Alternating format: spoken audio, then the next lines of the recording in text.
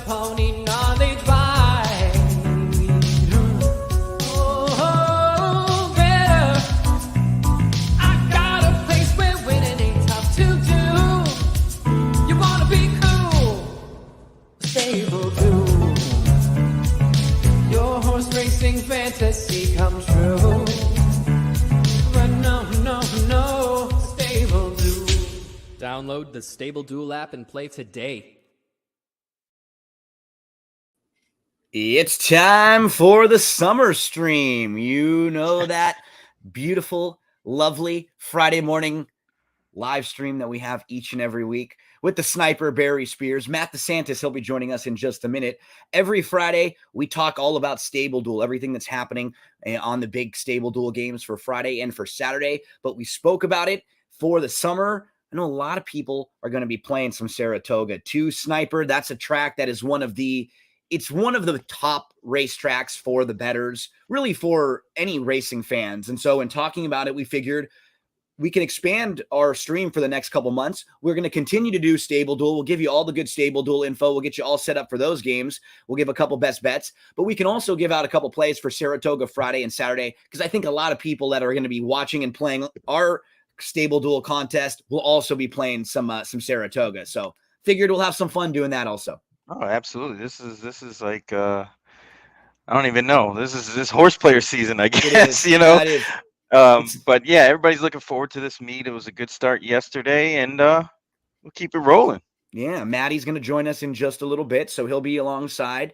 We're taking a look right now at the Stable Duel schedule for this weekend. So next weekend, Del Mar will join the party because opening day for them is next Friday. This week, we'll have Ellis Park, Laurel, Monmouth, Prairie Meadows on Friday. Ellis Park, Laurel, Gulfstream, Prairie Meadows on Saturday. Lone Star, Prairie Meadows, Gulfstream, Monmouth, Ellis, and Emerald on Sunday. And I got to say, the Monday and early week racing has gotten pretty good right now. Yeah. There's Colonial early in the week, Assiniboia Downs early in the week, which a lot of people like playing the night races. You've got Indiana Grand, you've got Parks, you've got Louisiana Downs. Those are some legitimate tracks that run early in the week with lots of opportunities to play. You can get in some Stable Duel games or just kick back and play the races there. So this is everything happening in Stable Duel over the next few days. And like always, we are going to dive in and share some best bets for the folks. For Friday, I've got a couple plays at Ellis, and then we're going to look at Saratoga a little bit. What are you looking at for Friday, Barry? Me too. Beautiful. Well, let's start over at Ellis Park, and you let us know where we want to head for our first play at Ellis for Friday. I have race 5 and then race 7. Okay, I'm in 4 and 7. Perfect. So I'll start it out in race number 4 as we head to Ellis Park today. I liked the Ellis cards over the weekend. I was able to find some decent horses there.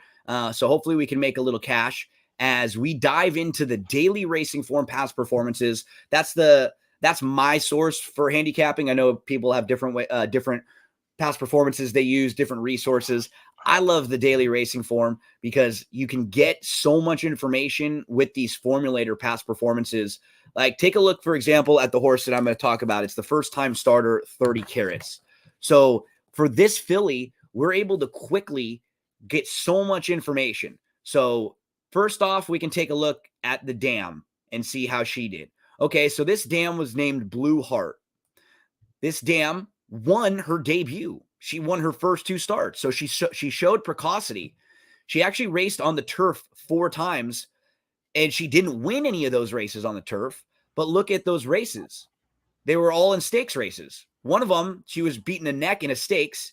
The other 3, she was in legitimate stakes. 2 of them were graded stakes races. I'm not going to be too hard on her for that and say that she doesn't like the grass and because she's a stakes place grass runner, even though she hasn't won. You know, so that's kind of sneaky. You continue and look, you know, with Joyful Heart, one of her siblings. That's a direct sibling who's a 3-time turf winner. You've got Hit the Diamond, who didn't win on the turf, but raced on the turf twice and finished 2nd and 3rd. This is one of those horses who's got some sneaky turf in there, even though it doesn't like smack you over the face and overwhelm you with just all of these like monster turf wins and 10-time turf winners. So we got a decent little pedigree. And then, of course, to add on to the pedigree, you've got the Pops, the sire, Oscar Performance, who was great on the turf, who was a 4-time Grade 1 winner who won the Breeders' Cup Juvenile Turf and was really, really quick. So now we know Mom had some ability on the turf. Dad really had some ability on the turf. Direct winning sib, another multiple placed turf sibling. Now let's go to Brian Lynch. So this is a barn who you don't necessarily think of like with first-time starters, but pretty capable. So when you look at what they've done recently, they've actually won with 2 of their last 7 first-time starters. And both of those horses were at nice prices of 7-1, probably similar to the price that we may be getting on this horse, who's 10-1 on the morning line. Just a lot of little things I look for. You got positive pedigree. You've got a barn who's been capable and pretty solid with first-time starters recently, a steady tab. What you've got, from the beginning of June, a couple works in June, right through June, all the way, then couple in July. So check on the works. Check on the barn. Can they win first time out? Check on the pedigree. All things I like. Barry, and this horse is 10-1. I think in stable duel only for 1,000 offers you very fair value here. I'm going to give 30 carats a look. Yeah, you definitely went the Inspector Clouseau route. Right? There. Yeah, exactly. I mean, but that's what you have to do when you have a race with young horses like this that, very lightly raced, and for all intents and purposes, the ones that have run don't look all that great. So, this is a great chance to take a shot on a horse like that. And then we move right next door, and Barry will have a play in race number 5. So tell us who you're looking at in race 5, Barry. Yeah, I kind of did the same thing you did. I just didn't like the horses that have run already. Most of them. It's really strange because I'm treating the horse that I picked as a first-time starter, even though this horse has run before, and actually got some pretty valuable experience. I went with number 12, Air Combat. Absolutely. Well, and this just feels like a horse that's going to get a little bit bet, right? So from a stable duel standpoint, this feels like one of the must plays in this race. Yeah, I mean, I don't know if you want to click on that button to show that replay, but really didn't break all that well and kind of cost the horse the race in a sense. Ran very greenly. Yeah, on 2 on the inside wearing pink. Just didn't break well. The 1 and the 2 just didn't break fast. They were kind of, flat-footed. And now he's shuffled all the way back to second to last. Yep. Makes a move, kind of into nowhere, but still runs fast. Then does it again. Coming around the stretch, and you can tell this horse has ability. Ran in spots. Right, exactly. Just needs to put it all together. Maybe this time off, that's what the gamble is that this time off for the horse, taught him a few things. You can see right here, the horse ranges up into 4th and keeps running and kind of flattens out late. I mean, expectedly. I mean, the horse did a little bit, ran well there, and then ran again. Kind of idled, then ran again. You see him going into 3rd here, and then kind of fades. And expected something may have happened out of that race, which, constitute the long layoff. But I think this horse is in a good spot, especially with all the speed inside. This horse is going to get a good trip, and 8-1 on the morning line seems pretty fair. If you get 6, I wouldn't be surprised. And obviously we want this horse to win.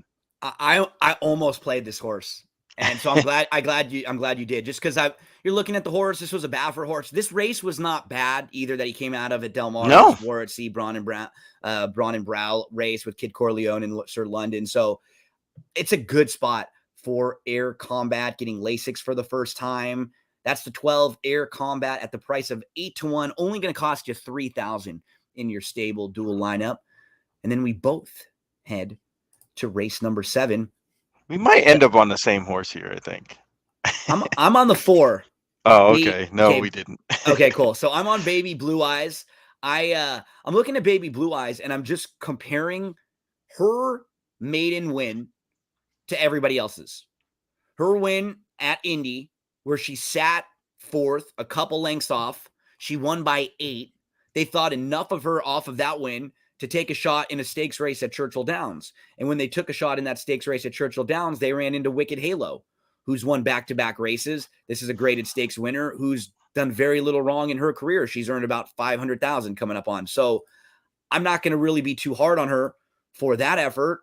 And I go back to, just using the speed figure as sort of a measuring stick. The only horse in here who has an overwhelming speed figure compared to Baby Blue Eyes is the 9-5 favorite when she won last time out. If you took her 7-length win out, the 69 buyer that Baby Blue Eyes has when winning is pretty comparable to what a lot of these others have when they won their races. And I think she's going to turn back. She's going to be able to sit just a little bit if she has to. And at 15-1, she's only going to cost me $500 in my stable dual lineup. That's Baby Blue Eyes for me in race number 7. Who were you looking at in the 7th, Barry? I ended up going with number 9, Dulcimer Dame. Nice. I really am against this 3-horse who's the favorite here. I am too. I think that number is just wildly out of place. Absolutely. Even though the horse, I watched the race. The horse just dominated that event, and got a good number based on that. But I'm having serious reservations that this horse can come back and do something like that again, especially in this race where there's a lot of speed. You see the inside horse, Stellar Grace, Palm Cottage. Both the 5 and the 6. The 5, the 6, the 7. So there's a lot of speed in this horse, Dulcimer Dame. Yeah. Is very, very consistent and can get a great trip here from the outside post. If this horse goes anywhere near what she did on May 10th at Indy 5.5, I think this horse will just, kind of run them off their feet, because it's just a perfect scenario for this to get a great trip. I don't think this horse should have any excuse today. Dulcimer Dame. So we're both searching for some prices on Friday at Ellis Park. I've got a 10 and a 15-1 shot. Barry's got 10 and 12-1 shot. So yes, sir. Yeah, we're looking That's to get you paid at Ellis Park. It's the no chalk zone as we head from Friday, Ellis Park. Let's head over on Friday and talk some Saratoga. Then we'll bounce on over to Saturday. So it is day 2 of the Saratoga meet. Sniper, tell us what races you may be looking at for Saratoga for us for Friday. Race 5 and race 9. Okay, we're going to go to races 5 and 9 on Friday. So let's pull up our DRF past performances for Saratoga. We'll bounce on over to race number 9. You're heading to Saratoga this year, right? Yes, I am. Up there? You know what your planned weekend is that you're going to be heading up? Yep, the 11th through the 14th. Awesome. Of August, yeah. Anyone in the area that week, let me know so I can send you some money so you can buy Barry a drink. So so you can keep him nice and toasty up there and have a good time. I'm going to be looking at Toga. Where am I? I think I'm a little bit later in the card. I am in race 6. So you start in the 5th, you said, right? Yes, sir. Okay, so let's go to race number 5. Saratoga for Barry's first play. Tell us who we're looking at here, buddy. I ended up on number 6, Seizing the Dream. This is an interesting race. I think this is a good race. What I like to label kind of a chaos race where, there's a lot going on here. And the betting is going to be interesting in this race too, because it's a tough race. I don't think, the morning line favorites are okay, and they're probably deserving of that moniker, but I just think there's other horses in here that with the right trip could really, really make a good impact on this race. And I obviously think the 6 can win. You can look at the 6's past performances and kind of deduce that when this horse runs at Belmont, he doesn't actually get his best shot. No. The 2 times that he ran at Belmont, he just didn't run that well. I think the tighter turns, and even off of his last race, getting inside, he was the 9 in the 9 hole, way outside last time, got beat by Born a Gambler, was coming, kind of fast, but the turf at Belmont was kind of hard and fast. So this is a way better spot. I like the last bullet there at Belmont.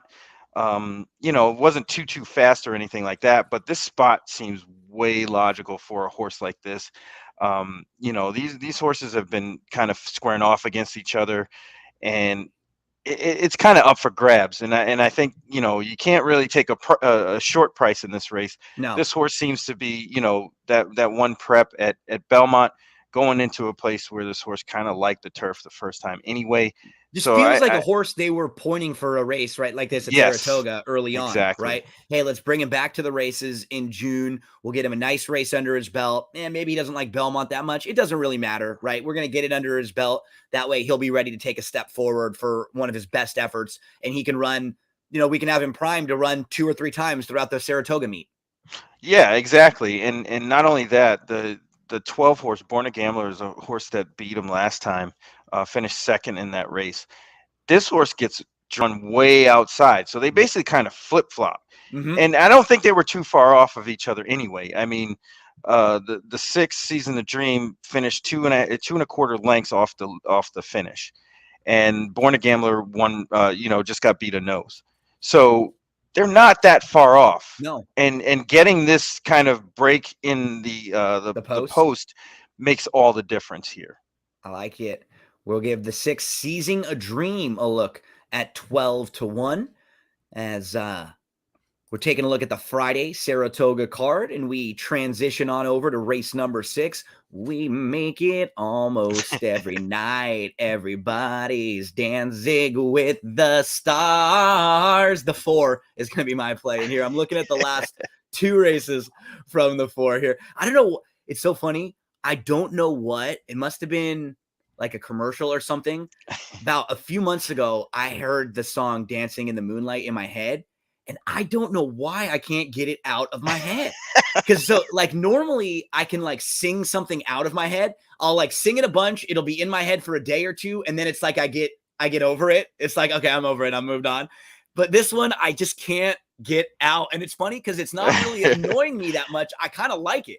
I like the I just like the she makes it almost every night. I do that with commercials, right? Commercial jingles. Yes, there's one Sky Rizzy. Oh yes, nothing means everything. Oh yes. I sing that all the time. My wife thinks I'm crazy. Oh, I love the jingles because Joey Cleveland does the jingles, right? Right. We got him here. I used to love the credit report, FREE. That spells free. Creditreport.com, baby. And then another one of my favorites as we move to the 6th was the Jack in the Box, the meaty cheesy boys. I want the ultimate cheeseburger. Break it down. Cheese meat, cheese meat, and that's it. Those are great. And even recently, fantastic. Taco Bell, I don't know the actual lyrics, but Taco Bell does these funny, nacho fry clips of a movie. It's a 30-second movie of a famous actor that's nacho fries. And I love the whole build up there. So some of the favorite jingles, commercials. That's the tangent that Danzig with the Stars got me on. How about that? It took me to Dancing with the Moonlight. It took us to other songs. That's what you get on these Friday mornings that you don't get anywhere else. So I like his last 2 races. They're a bit sneaky. When you look at his best and you compare his top effort with everyone else in this race, they're right there. His best races are down here towards last year were where? At Saratoga. Broke the maiden at Saratoga, came right back and beat first level allowance runners at Saratoga. Then they took a shot in a stakes race and he ran 4th and he ran really well that day. Came back in Aqueduct. He ran twice. Just maybe didn't seem like he loved it at Aqueduct all that much. And then they returned this year in April. His first start off the bench kind of ran like you would expect for a horse first start off the bench.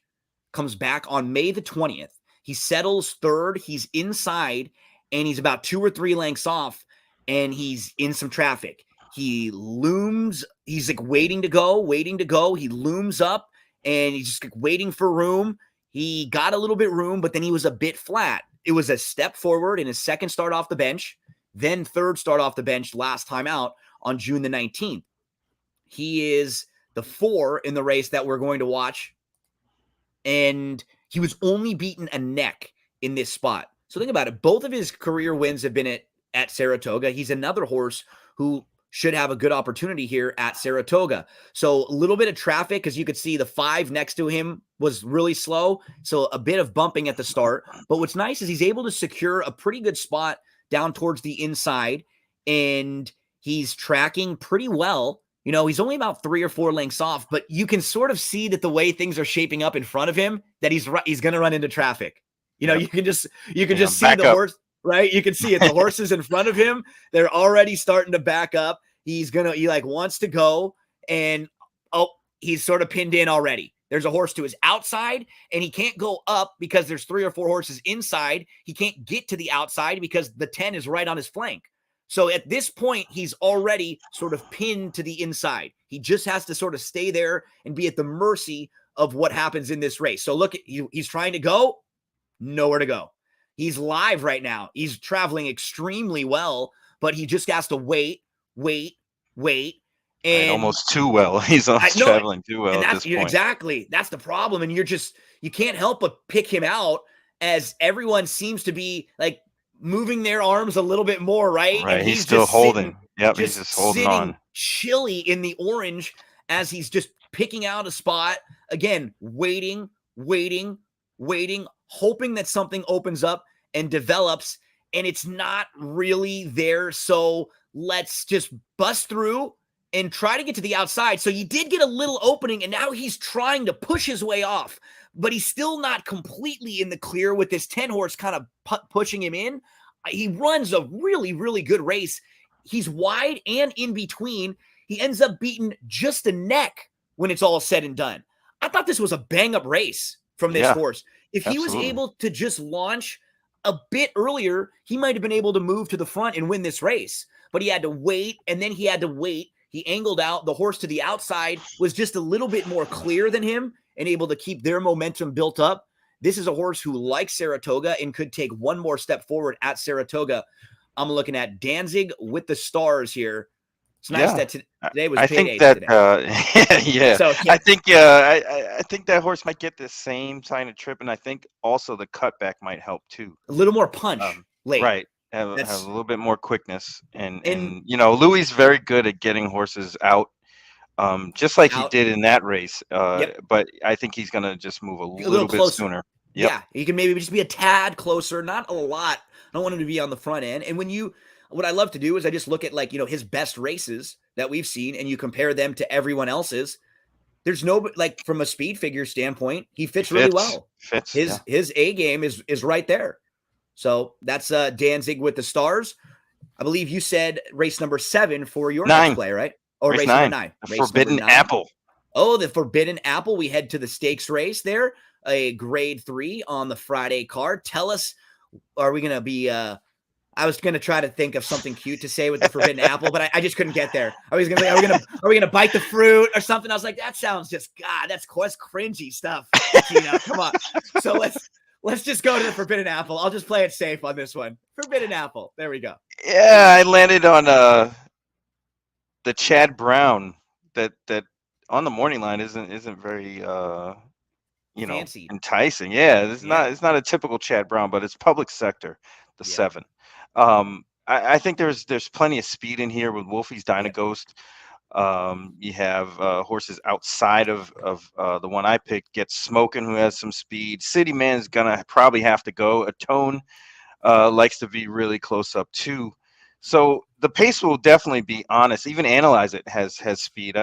Who's fallen off of form. I can't believe that horse is 15 to 1 here. I know. Because he's had some races that would definitely be very, very, very, very competitive, if not win this.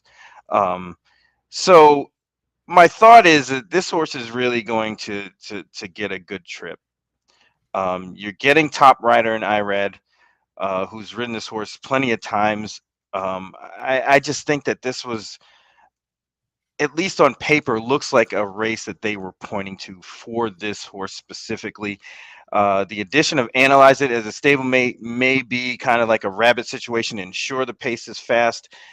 But, this horse is 3 for 3 at Saratoga. That should tell you everything you need to know. This, I will say, the summer courses in particular, they are horse for course courses.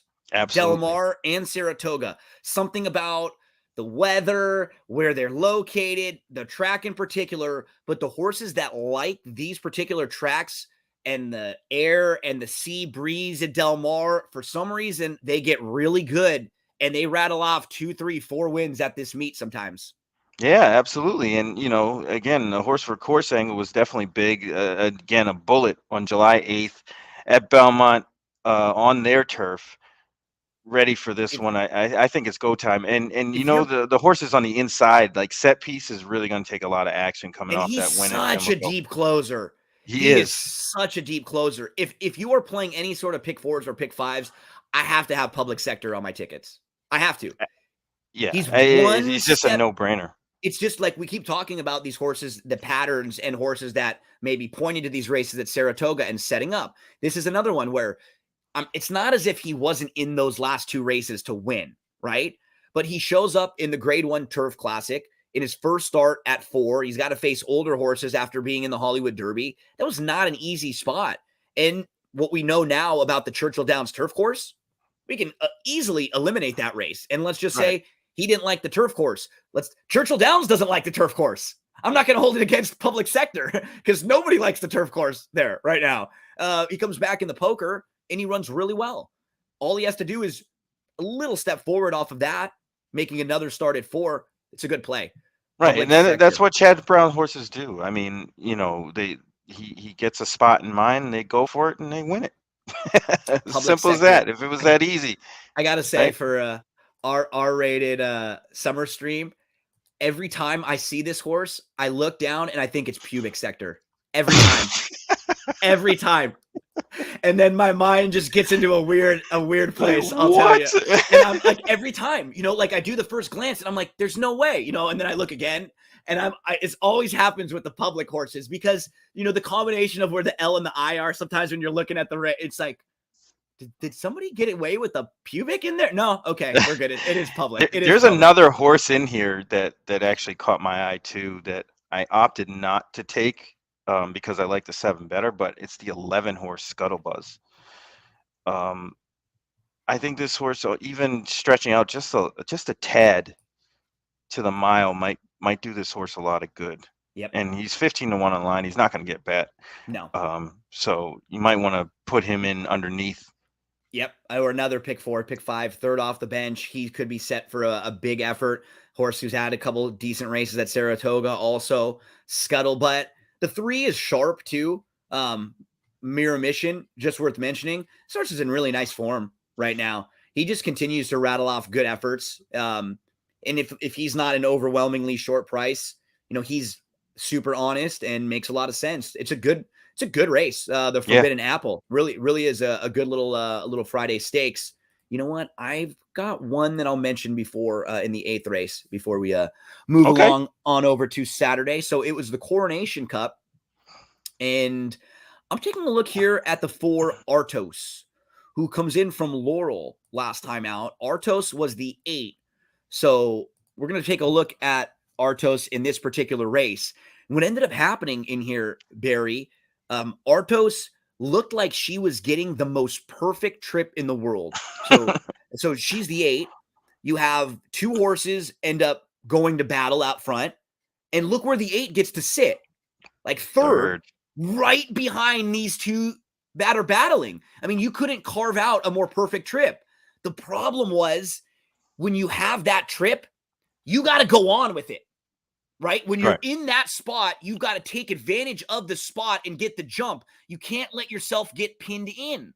So the 8 has to stick to the inside here, and the horses to her outside end up rolling, wide. So that forces her down to the inside. Look where the 8's got to go. Now the 9 backs up. She's got to shuffle back and then angle around and kind of weave through traffic. Whereas the 5 and the 3, they got their momentum just built up. They didn't have to start and stop and shift around. The 8's down there trying really, really hard and battling on. But the problem is she sort of negated her advantage. Her advantage is the fact that she gets the jump on those deeper closers because of her style. She has some speed and she can place herself nicely. This is a filly who went over to Royal Ascot and was 4th in a field of 21. She's been right behind Twilight Gleaming multiple times. She was right behind Poppy Flower last time out, and she did not have the best of trips. I actually really like Lozano on turf horses. Yeah. I think he's very, very good and sort of underrated. You just don't hear him talked about as like the top tier of jockeys, but on the grass, I love him. I think he's fantastic. Yeah, he's one of the best. I mean, I think the problem with him and why he gets, kind of lost in the shuffle is because he's not first call for anybody. That's true. You're right. And he kind of rides for everybody, but he's not the first guy. He's not getting their top mounts all the time, but he makes the most of what he gets. And a horse like this, really, really sneaky good. He can pick this horse up a little bit. If he just gives her a little smoother of a trip to where she didn't have to shift around quite as much, that may have been the difference between winning and finishing second there. I like Ardos quite a bit. I think she's 10-1. And this is what's great about Saratoga. You throw these horses into your pick 4s and pick 5s, and it just takes one of them in your pick 4 or pick 5. And that's all you need. One of these 8, 10, 12-1 shots that we were able to give you on the Saratoga card here for Friday. So Sniper, good luck Friday at Saratoga. Let's shift on over to Saturday. I'm looking at Ellis and Saratoga for Saturday. What are you looking at for Saturday? You know where I'm going. Gulfstream, baby. Gulfstream to start. Yeah. And then some Saratoga. So let's start at Gulfstream. We'll bounce over to Ellis. We'll finish up at Saratoga. Let's go Gulfstream for Saturday. Where are we headed? Race 6 first. Race and number then, 6. I think 9. Okay, let's go to the 6th race for Gulfstream Park. Remember, if you head to drf.com, you can purchase these past performances that we're looking at. You can purchase big packages for the entire summer. So that way, if you're going to be playing the races at Del Mar, at Saratoga, you buy in bulk, get a little savings there, and you'll have these stacked up in some credit anytime you want to go and pull out one of those past performances. So we're looking at race number 6 for the Sniper, 5.5 on the all-weather. Who are we looking at? Yeah, this is a lower level claimer, open claimer. There's a lot of speed in here. I mean, a lot. You have Malro, all 1s. Sassy but Smart, the 2, all 1s. Yeah. Vinny Van Gogh has speed too. Yeah. And that horse probably ideally would want to be close up. Mm-hmm. You have Allegedly Perfect, all 1s. Zamfir, close up. You have even the outside horse, Earth, just likes to be up in the front. Yeah. Given that scenario, you got a lot of speed here where we've talked about it before that we really don't like speed on the Tapeta, even though at 5.5, it's a lot better than going a mile and 70, a mile and 16. That being said, I only ended up on number 4, Katie's Cowboy, just as a trip play. This horse should be in the right spot at the right time. Back January 2nd, won on the Tapeta at a slightly lower level with Paco aboard, but coming from behind. And that's all I want is this horse to kind of angle out and get around these other horses late. And I think Katie's Cowboys can do it. Look at some of these races. 10-1. She's been in recently too. She was behind Where's Joey, who's won 4 in a row. Joey Cleveland, shout out where he is. You're going to hear him. Where are you? Where are you, Joey? Joey's going to start working on a Star Wars rock out version for me to do for like my intro for when we do Star Wars deep dives and recaps. Poppy's Boy was a next out winner. Smoky Blues was also a next out winner. This race became very live. Smoky Blues won the next 2 in a row, went over to Presque Isle looking for another synthetic surface. That's a 14-time winner, Smoky Blues. So now, since the win in January, you can go race by race, and they all make sense since that win. You have a slow start, and you still finish second, beating a neck on the turf. You come back, and you're just in a tough group on April the 22nd. You come back on May the 19th, and you have a slow start at the beginning. You get bumped around a little bit, and the race is won by a wire-to-wire winner. So you never have a shot in a race like that where there's no pace, and the race has come back live because the runner-up, Star Weaver, came back. Like, lots of little positives. Yes, that's what we're hoping. I mean, I think this horse is going to be in the right spot. I really do. Whether he wins or not is another story, but I'm willing to take my chance, especially 10-1 morning line when the inside two horses are going to take a lot of money. Inside three horses are going to take a lot of money. So, and there's tons of speed here. So we're going to go with that one. Katie's Cowboy, the number 4 at Gulfstream Park on Saturday. You said race 9 for the other? Yes. Race 10, sorry, is the stake race. Number 10. Oh, nice. Or So handicap overnight. Handicap. Yeah, for some of the better horses here on the synthetic. Direct us now, my friend. Where are we going? We're going to number 9, Novo Soul, who's the other Safi in this race. It's a really, really strange read. I mean, at least the past performances on this horse make this horse look not as good as I think this horse actually is. Mm-hmm. If you look at January, I was gonna say, 5th, if you tried to ask me to go run 2 miles, I wouldn't look very good afterwards. You know what I mean? I look beautiful right now, but after 2 miles, no shot. I was kind of wondering why that horse was in that race to begin with. Yeah. But if you go back, April 2nd, ran a bang up race, even though there wasn't many horses in that race. It was 7 horses in that race. Ran pretty decent. I mean, if you could pull that one up, if you can pull that race up, absolutely, we can take a look at that one because, this horse ran really well that day, and that was first time off the bench in a little bit, and I think that the other 2 starts after that was not really where this horse wanted to be. I mean, I think this horse, I think he overachieved that day. You could probably fast forward that to closer to the stretch.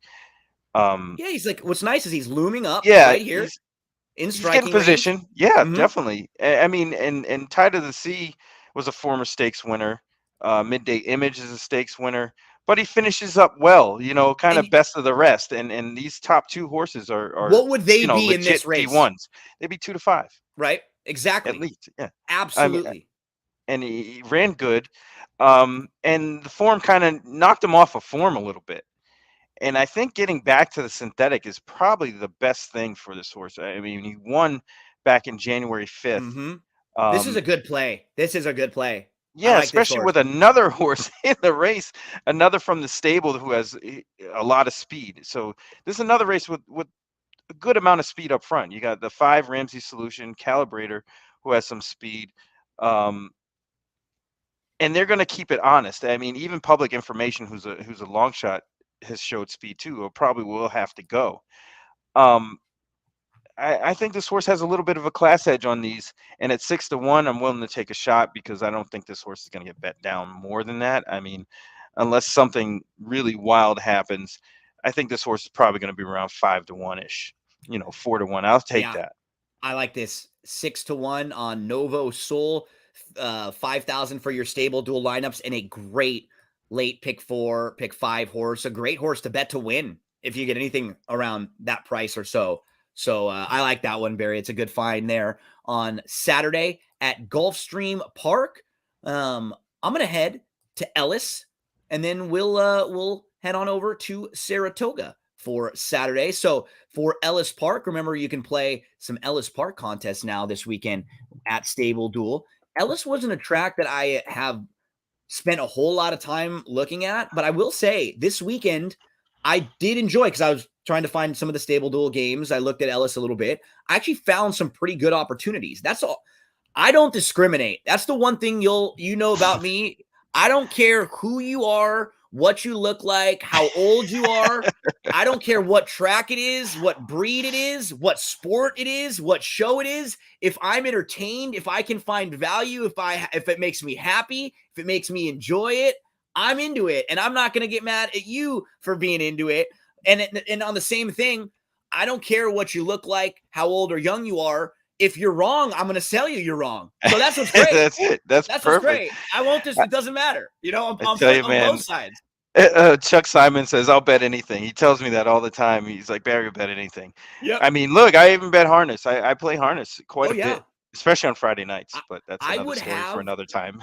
when I was working at TVG, and it was awesome because what ended up happening is I would work the shifts a lot of times on like Wednesday, Thursday, Friday, Saturday nights, like the bridge between whatever was the day racing and then like the night racing at Los Al. So I'd be the person in the studio for like 2 or 3 hours from like 5 to 7, right then.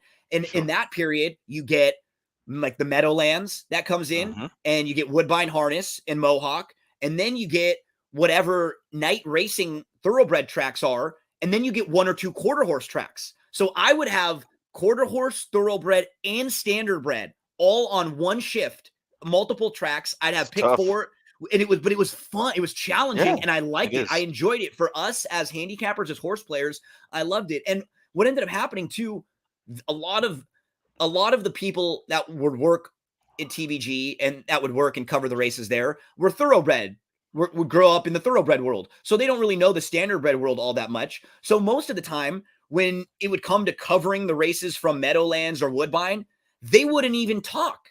Literally, they wouldn't even look at the races or talk, and they would just go and do layout. And our boy Darren Zocali, who was talking at the Meadowlands, or someone would go through the whole field.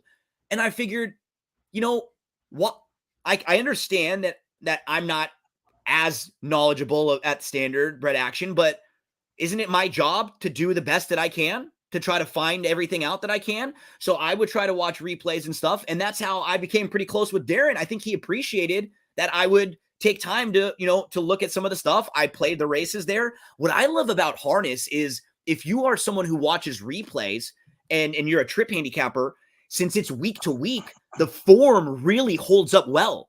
If a horse had a troubled trip last week and they come right back this week, it's not like there were 2 months in between races like in thoroughbred racing. A horse may have been great 2 months ago and you don't see him for 2 months, and who knows what's going on right now. If a horse was good last week in standard bred, usually they have a troubled trip last week. What happens this week? They put them right on the front. They get aggressive. They go right to the front end. So absolutely. What's funny about that is I used harness when I was kind of growing up and playing the races and trying to feel my way. I used harness as a way to learn how to watch races. Yeah. So I can identify bad trips. Yes. And it's really worked out well. That's really a lot of reason why I play harness, because it's really upon trip. And then like you said, they usually run against each other every week. Yep. So you get a good feel for these horses. Absolutely. If you're really paying close attention. But that's really what I did, and it helped me in the thoroughbred world to see when bad things are happening or sneaky, kind of trouble trips. I completely agree.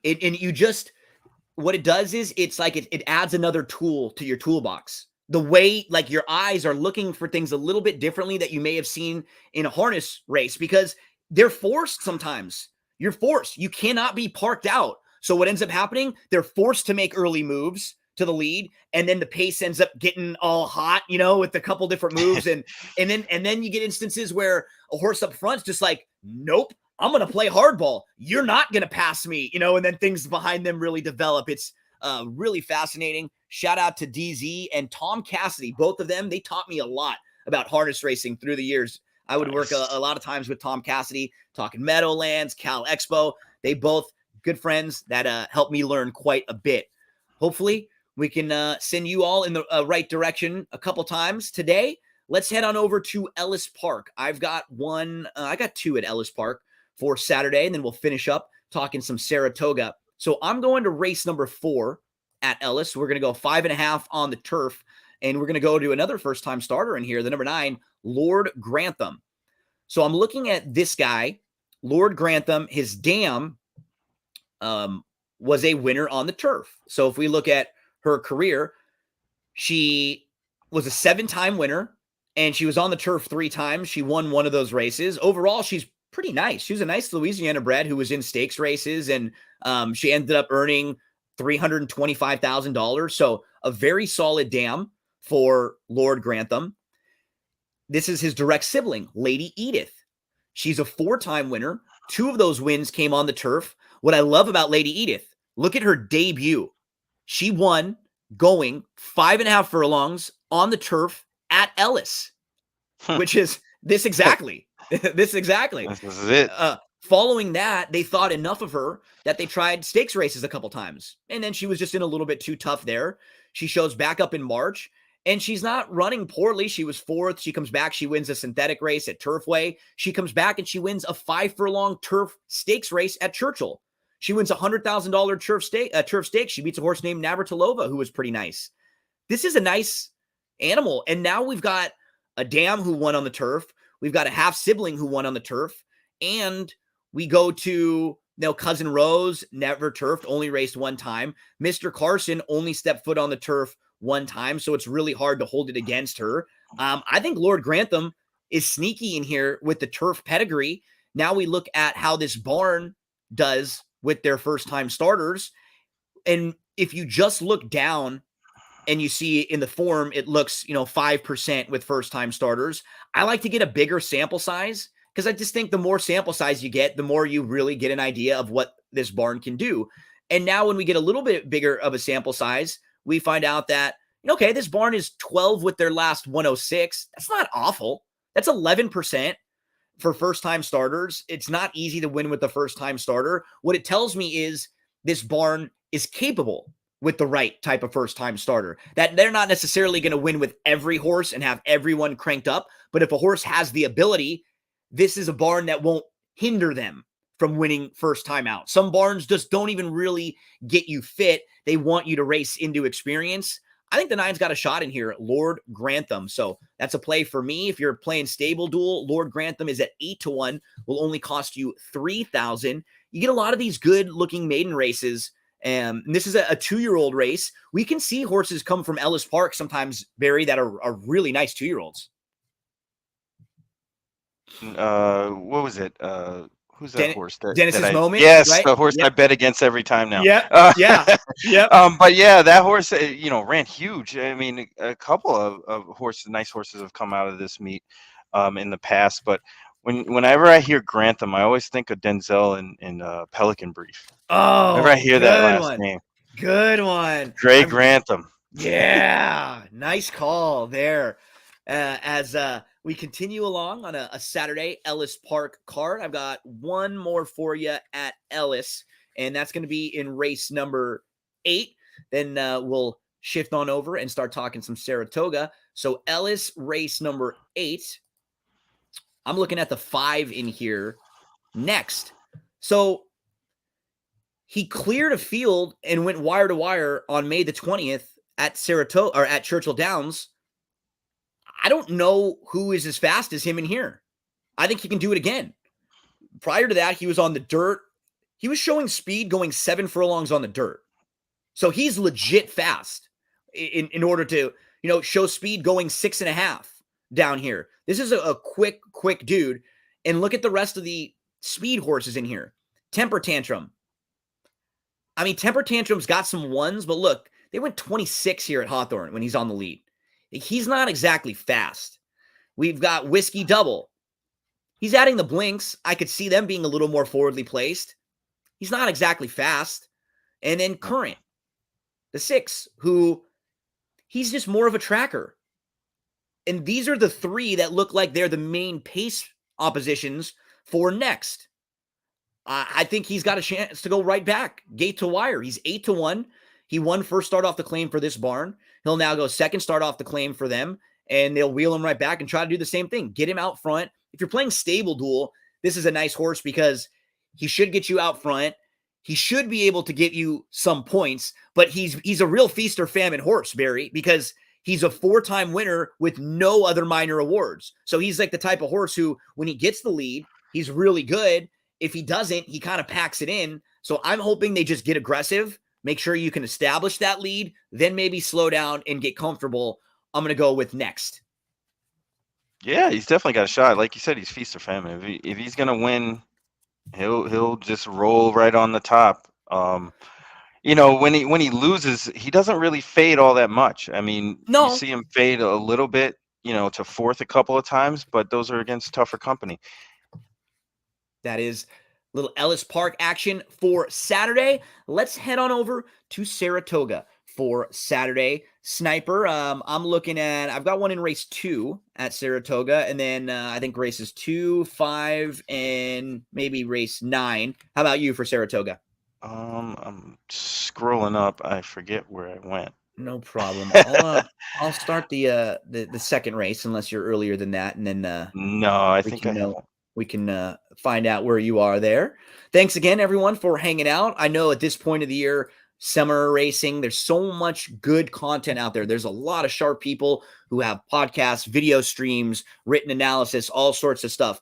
What we try to do here is be a little unique in that we're going to always be giving you big prices. That we will probably be one of the only shows that you have out there that's never really talking much about horses that are under like 4-1, because we really want to try to lead you to horses that could help make your day, make your week. We want to have a good time here. We want to have some fun, and we'll cover a whole lot of ground in just about an hour, hour and a half or so. Race number 2, I thought this short field, Barry, looks like it has a good amount of speed signed on. So we've got the 1 Closing Deals, who has the rail, and I think will be forced a little bit because of that draw. They're going 6 here. You got the 2 Thief of Hearts, who wants to be up close. You've got the 3 New York Banker, who wants to be up close. You got the 4 Quick Money, who wants to be up close. And you've got the 5, you've got the 6 T Olive, and the 7, who are all sort of forwardly placed pressing. I keep coming back to the 5, Cupid's Girl. You know, Cupid's Girl had been racing in maiden special weight races, and then she finally dropped down to maiden 40, the race in order to make her eligible for this spot, for this starter allowance. And in that race, she had an okay start. We can watch her race. I just think she's going to get like an almost identical trip in that she got when winning. So Cupid's Girl is the 3 in the race that we're watching right here. And this was on June the 23rd. She has a pretty good start. Like, she's right with the leaders, but because a few others want to go, she says, yeah, let's take back. We don't have to be caught up in the mix with them. She takes back nicely. She's able to save ground on the inside, right behind, 3 horses that are battling it out. I think it's, could be exactly what we see happening on Saturday when she's sitting right behind them. Now it'll just come down to, can she get a trip? What I love is they got her to the outside. She didn't get stuck behind the 1 inside. She was able to tip off the rail a little bit. And you could tell she's always traveling pretty well. They're just sort of waiting to ask her. And as soon as they do ask her, she responds really nicely. She's going to tip to the outside right here, and she's just going to blow right by. And in this race, if she's the one that decides to take these similar tactics, I think she's going to get another really, really similar trip. Shout out to Davis, who had an awesome meet at Belmont and hopes to transition that on over. That was the first time in for Acclaim.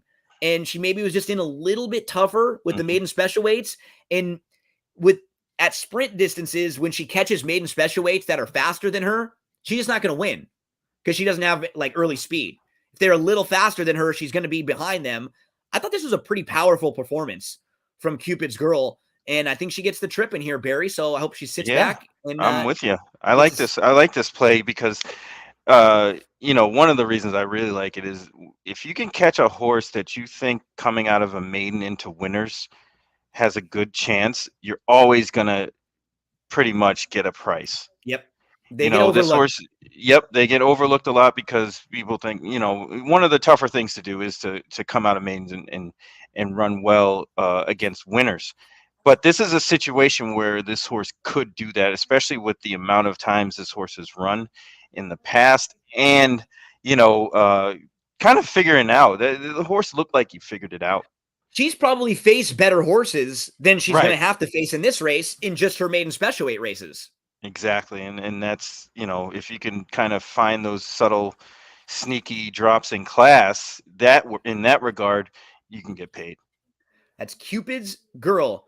Cupid, draw back your bow and let your arrow go. Where we that's an old school one. That was one my dad used to have on Cola 99.9 on the oldies. Those are the 2 oldie stations that we had here. Cola 99.9 and K Earth 101. Those are our 2 that nice. Always be rocking the oldies. So I'm gonna move to race number 5. Where are you looking? 3. Race 3. Okay, so let's get to the 3rd. We'll go a mile and a 16th on the turf course. We're looking at Saturday, Saratoga. Remember, there are no stable duel games at Saratoga, unfortunately, but lots of other options on the weekend if you're looking for games. We just talked about Gulfstream. We just talked about Ellis. And then next week, Del Mar will join the party, and there will be Del Mar games for all of you Southern California fans.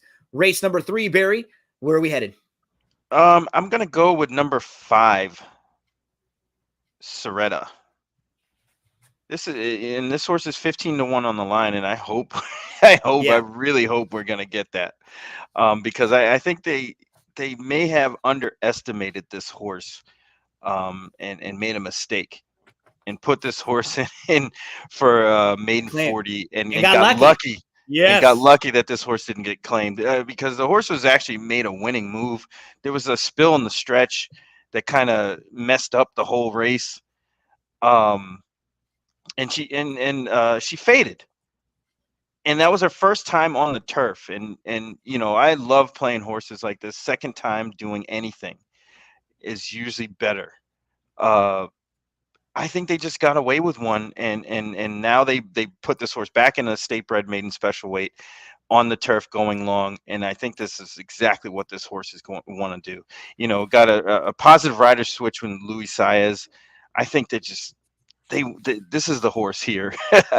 You know how when you take a look at a race and it's like, man, nothing seems to kind of pop or click. When you're looking through everybody's past performances, there's nothing that stands out. This actually stands out to me in this race. Yes. I don't know if we're going to get 15-1. People may be seeing what I'm seeing, but man, if we can get 15-1 on this horse, I like this one. If you're playing early pick 5s, this is a must-use. Early exotics, Soretta, third start of the form cycle, major improvement on the turf, and it's not as if those moves. Yeah, everybody in this race doesn't look, like overwhelming. No. I mean, honestly, everybody should probably be about 7-1. You're right. They're all like a bunch of 5-1 shots. They're all really similar. That's Soretta in race number 3.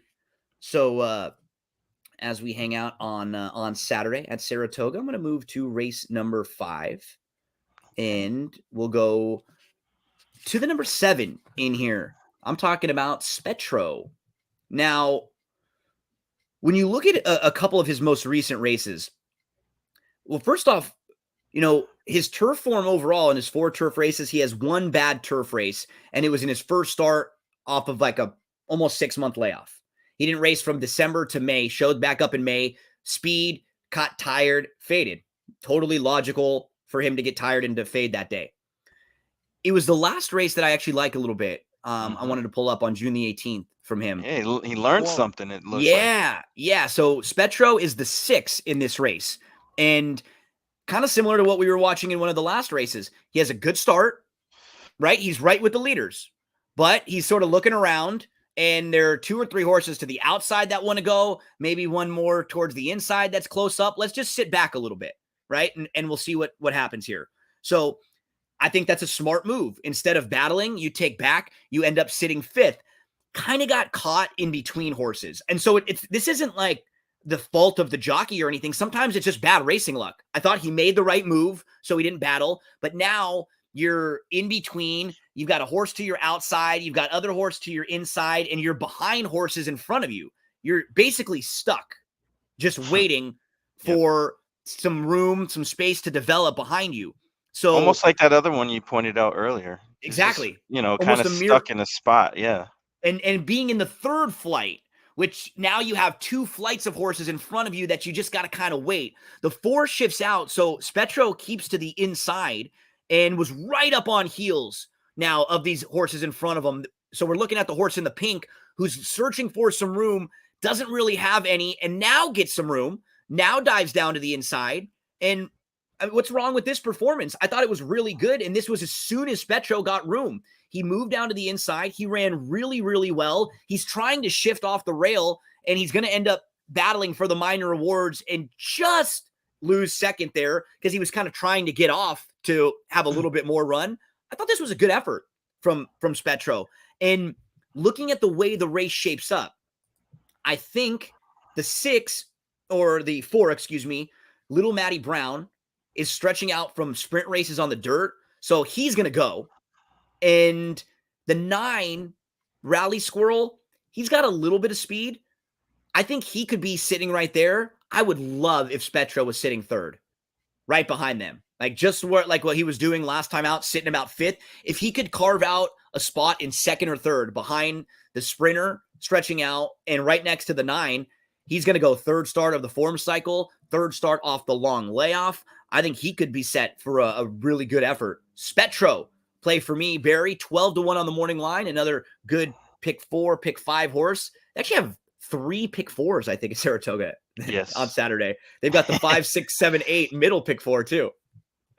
Yeah, lots man. This is why it's horse player season. Yeah, lots of chances. So I've got one more in race number 9. How about for you? Me too. Okay, race 9. Let's head to race number 9. You lead the way, my friend. Who are we looking at? Is it 9? It is. 10, Daunt. Oh, same one. There we go. Same horse, huh? Daunt. Yeah, there was a couple horses that I kind of was like, I was on the fence on, and the other one was Analogy. Yeah. So shout out to Matt, because Matt always loves when we team up. Matt big timed us today. He's too good. He's too good for us. Right. This guy. It's like he's big timing us. He's at some car dealership with some car. I don't know what's going on. Our hats aren't cool enough. That's all I know was blah blah blah. Like I didn't show up for you guys. That's all I heard, Matt. I'm just kidding. We love Matt. Hope Matt's having a nice Friday, and good luck to Matt all weekend long. Check him out at Failed to Menace. We love Matt hanging out with us each and every week. But yeah, it's fun when we were able to come together on horses. Talk to us about Daunt. Yeah, I mean, this horse ran in the Pennine Ridge, which is the name that irks my partner Chuck Simon to no end, is why that horse has a grade 2 named after him. Yeah, really. But it was a tough race. Emmanuel, who probably would have been okay in the Derby last week at Belmont, ended up scratching there. But I mean, this horse really hasn't run a bad race. Remember the horse a few weeks ago, Elazar, who was last in that race, came back and ran 2nd in the Kent in the grade 3 race. So just showed that that's a decent race. And these horses that were behind Emmanuel, when they were going like 52 to the half mile, they had no shot. Yeah. And that's why I kind of like Daunt. I mean, he was up against it, still ran pretty good. Despite the dawdling pace. I mean, 51-3 to the half is 115-4, almost 116. They were just crawling up front, and I think this is just a more favorable spot, especially with the tighter turns. I think that there's enough pace in here for this horse to make a great move, and dropping in a little bit of a class drop here. Yeah. Will make all the difference. He's the 12 in this race we're watching. This is the race on May the 5th. I wanted to pull up because this was his first start off of a long layoff. He was off from November to May, so we're talking about 7 months here. He's the 12. He's able to settle. He's shaking off the rust. Yeah. I think he broke slow, and he was, kind of coming late. And I think he got what he needed out of that race to go into that Pennine Ridge. You see, like right here, he gets this is what ends up happening. He is what we were talking about. When the horse is to his outside move, he's starting to travel well, but where's he going to go? He just gets stopped completely right now. Stuff. Yeah. And he's got nowhere to go. Waiting. He's just sort of waiting. And remember, this is his first start off of about a 7-month layoff. He's just trying to find some positioning, trying to find a way through somewhere. Nowhere to go. He's up on the heels of the horses in front of him. Again, he's just traveling really, really well. He's down there on the inside behind the 5. What's he supposed to do? So now he's going to have to tip to the outside, widest of all, because he's got to back out of this spot. He's got to go way outside. Yeah. It's like, hey, I got no shot here. I keep trying to get up in that spot. There's no room. Now I just going to go to the outside. Sort of gets pushed a little bit by the 1 because they're both looking for room. So now you're inside. Waiting. You get moved all the way to the outside.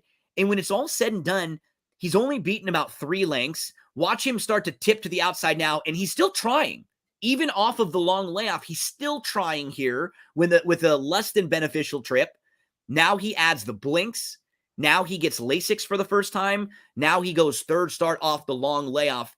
He's makeover package. He's not that far from 3rd. Look, When you're looking at right the way there. this race shapes up, he's right with that group in third. But if he finished third and not sixth, it would look a lot better on paper, right? People would just feel better about it.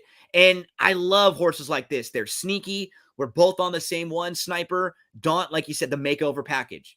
We got it all. Blinkers. I like that. First time Lasix. Third off the long layoff. Prepped and primed for a big one here at Saratoga. Saratoga dropping out of a stakes race. Daunt. Lots of things to like about Daunt and lots of things to like about playing the races at Saratoga. Sniper, my man, I look forward to talking Saratoga with you over the next couple months. Really, we've got a lot of good summer racing coming up. We'll hit on everything going on in Stable Duel each and every week. I'm sure Matt will be back with us next week. Hope Matty has a fantastic weekend. And a big thank you to everyone for hanging out with us each and every Friday. We'll be here with you again next week, Friday morning, 10 a.m. Eastern time. We'll get you set up for Friday Best Bets and Saratoga Plays. It's the summer stream, Stable Duel and Saratoga. Got all the alliteration there, my friend. Sniper, what's on the agenda for you this weekend? Just firing Nothing away? much. Yeah, just kind of living the dream, man. Hanging out, playing the races. Maybe I'll play at the beach. So, Kicking back, firing away. Thank you so much from Jake with Thrilling Picks, who's always checking in. Jake. Love hearing from Jake out there. We'll get you back in with us next week, Jake, if you want to come out and give out a couple more plays next week for Saratoga or any other Stable Duel tracks. Sniper, you have a fantastic weekend, my friend. Good luck to you with all your plays. Good luck to everyone out there. Hope everyone crushes it this weekend, opening weekend of Saratoga. Right now, for one final time on Friday, it's the soothing sounds of Joey Cleveland. Better, you want to spread your pony